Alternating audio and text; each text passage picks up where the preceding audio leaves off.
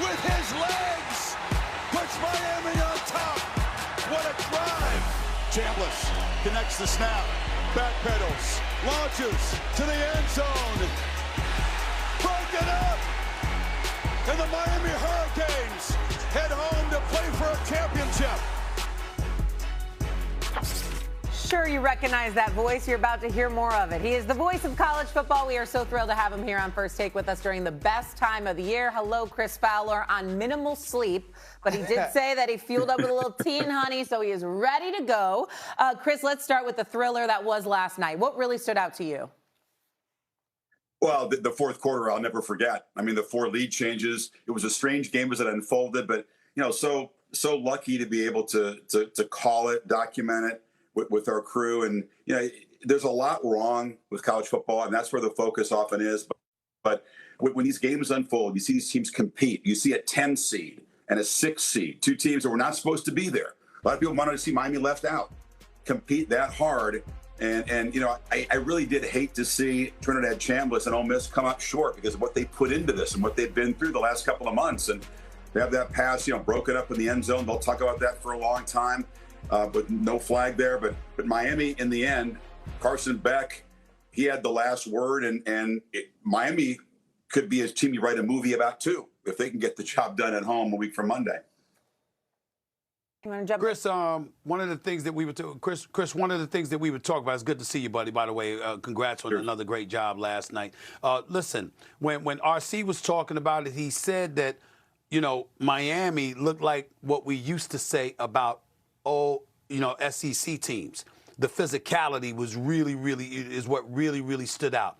Is that what you walked away thinking about that matchup last night, looking at Miami? Because I'm wondering, when we think about physicality, if they bring that to the national championship game, obviously that elevates their chances. Talk about that for a second when it comes to the Miami Hurricanes. They better bring it to their own ballpark on Monday. They have no chance against Indiana or Oregon. Yeah, I think that's the foundation of the program. Cristobal, being an offensive lineman, built it from the inside out. They're very good in the trenches. They've overpowered some very good offensive lines. I thought last night, though, Miami had to go a little deeper in the playbook, right? Because they weren't really affecting Chambliss with the pass rush. Bain and Mesidor couldn't get him to the ground. The ball got out very quickly. They couldn't just grind away and do those 12, 13 play drives. Carson Beck was going to have to step out of the comfort zone, throw the ball downfield, and make plays at the end. Malachi Toney getting involved. Ole Miss's defense was really challenged really throughout the year, but also last night with some coverage busts. It was just a wild back and forth affair, though, Stephen. There were so many moments in this game where you have tiny margins that decide the winner. Miami's dropping interceptions. Ole Miss's kicker Carnero's hitting 2 off the upright. 1 goes in, 1 stays out. I mean, it was crazy to what got us to that last 7 minutes. But I'll never forget the last 7 minutes, that's for sure. And Miami's physicality is always a factor in their games. They ran the ball really well. They're going to have to do the same thing against whoever they play in the Big Ten. I would suspect the Big Ten winner here in Atlanta tonight is going to be the favorite in the game, but it's hard to bet against Miami with the role that they're on right now. What I love watching with Miami, y'all, is it's very similar to what we saw with Ohio State last year. And I think if you're like the college football playoff committee, you have to really think long and hard about those last 2 teams that get in. You look at Notre Dame, who played in the first week last year. Obviously, Ohio State, who eventually wins the championship. It's the harder teams to pick that seem to have the better runs. They get that first week of finding some sort of way to build some momentum, and then that carries over. You can't tell me that going into College Station didn't give Miami the sort of boost of confidence or feeling that they could compete with everyone throughout this entire championship playoff. Chris, I have a question for you. Being around both of those teams throughout the week, is there a feeling amongst Mario Cristobal and all of the coaching staff that the U is back? Or are they seeing that only if we complete this task can we start to consider ourselves with some of the great teams and having this program back where it's supposed to be? If you want to ask Mario Cristobal that question to piss him off, I guarantee you can do it, about Miami being back, because no one really knows what they mean by back. They're not going to win, 4 championships in 9 years, which is what they did. They're not going to be as good as the 2001 team that crushed Nebraska, which I think was one of the greatest teams in the history of the sport. You're not going to get back to that, but Miami not being relevant, Miami not winning the ACC, which they still haven't done, by the way, was the source of a lot of angst and some serious questions. And I think Cristobal has grown a lot as a coach. I think he grew a lot from last year to this year. Because, Ryan, you know what it is. November 1, they lose to SMU. And a lot of people said, and you could understand why they did, here we go again. Cristobal's team is going to fade down the stretch. They're going to underachieve. They're going to have all this talent, and they're not going to get in the bracket.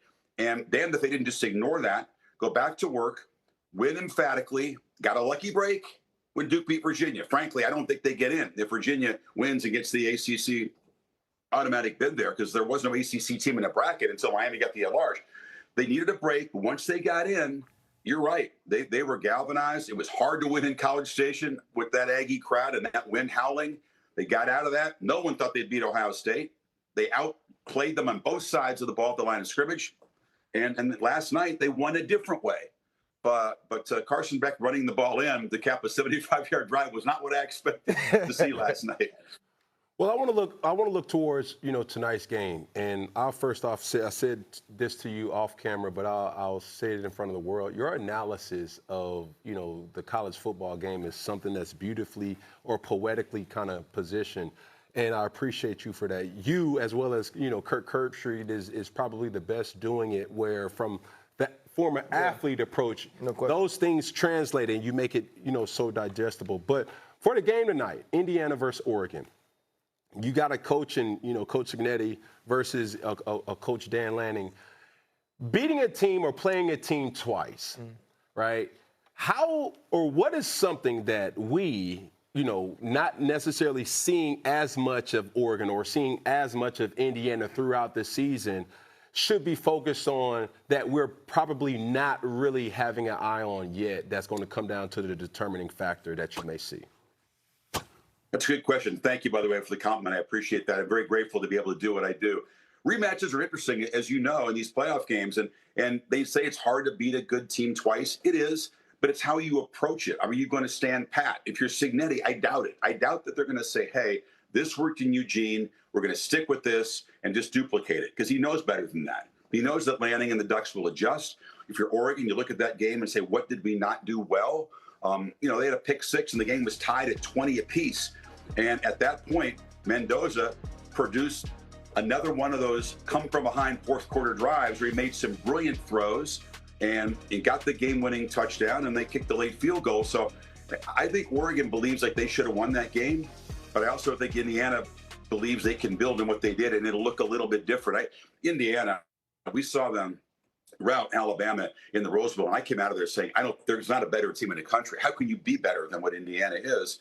And defensively, they don't have Stephen Daly, one of their best players, their best edge pass rusher. They have had to make do against Alabama with that. Now they're going to have to do it today and again Monday if they want to win a championship. But they have a lot of the right ingredients, Cam. I think if you were around that group, you'd really appreciate what good teammates they are, how much they care, how much it means to them, how smart they are, how well-schooled they are. They come from all these different programs. They come together, and they're beautifully coached at Indiana. And it's, again, it's not Hoosiers in my sense, because it's not Milan High School trying to go against the big city schools with a bunch of 5'8" guys. These guys are great football players, right? I mean, Gene Hackman isn't coaching this team. Signetti's a very different guy than Gene Hackman, and I don't think they're a cuddly underdog. I think it's just a really damn good team that does it the right way. Yeah. Well, to this Hoosiers years, I love to hear it. All right, Chris Fowler, we really appreciate it. Thank you so much for taking the time. We love listening to you, watching you, obviously, throughout the year, and here when it matters most. We'll talk to you soon. Thanks again. Appreciate you guys. Steven, I'll see you in Miami. I think you'll see all of us in Miami. We can't wait for it. Thanks, Chris. All right, coming up after the break, it's an AFC North playoff showdown tomorrow. Which quarterback do we trust more, Caleb Williams or Jordan Love? That's next. You're watching First Take, presented by DraftKings Sportsbook.